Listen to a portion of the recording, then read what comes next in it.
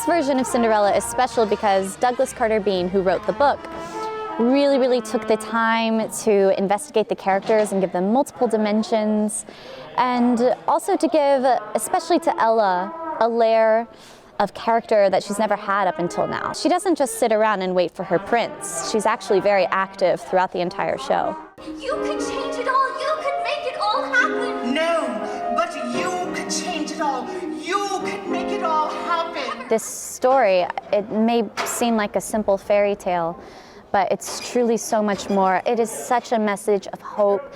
It's a message of forgiveness, and it's a message of redemption. And I like it so well that for all I can tell, I may never come down again. The character of the prince hasn't had a chance to really step up to the plate to actually be the leading man that he is expected to be by his people. It takes Cinderella, who through the fairy godmother discovers her own semblance of inner kindness, to ultimately show him that he does have the capability to be a kind and just and fair leader.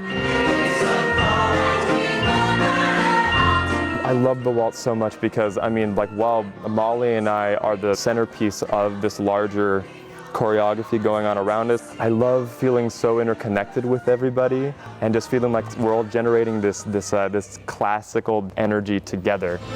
I just know I will find you. You're the girl of my dreams. Here's a very cool thing.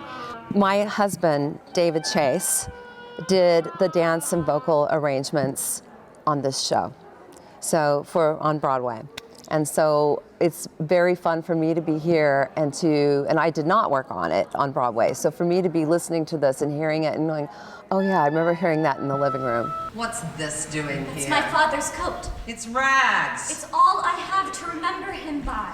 It's rags now. I've actually done the old version of Cinderella that's toured around. It's very black and white. You know, there are good people and there are bad people. There's a little bit more gray area, which is kind of fun to play with. So some of it gets kind of realistic evil, but it's a blast. Expensive bracelet, necklace, and Cinderella's not going anywhere.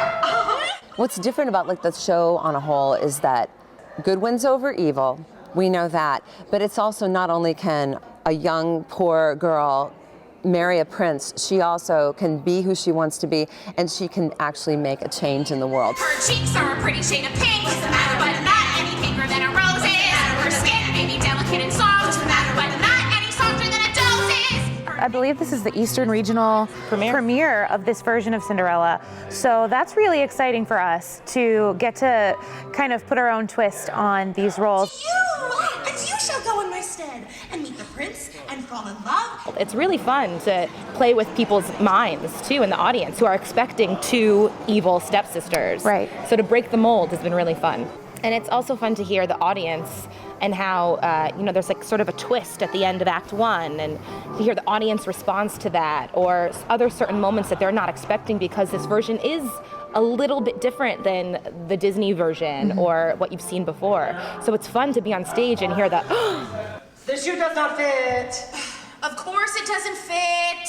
I'm not the girl the prince has fallen in love with. None of us are that girl. Yeah, I almost cried last night at Curtain Call because, I grew up with this musical on TV when I was a kid, and I used to dance around my house singing this with my sister, and now I get to actually sing it. Oh, I have so many favorite moments. Before I even go to the ball, the fairy godmother tells me, now go in the name of every girl who's ever wished to go to a ball in a beautiful dress, in the name of every girl who's wished to change the world she lives in. Go with the promise of possibility. That line gets me every night.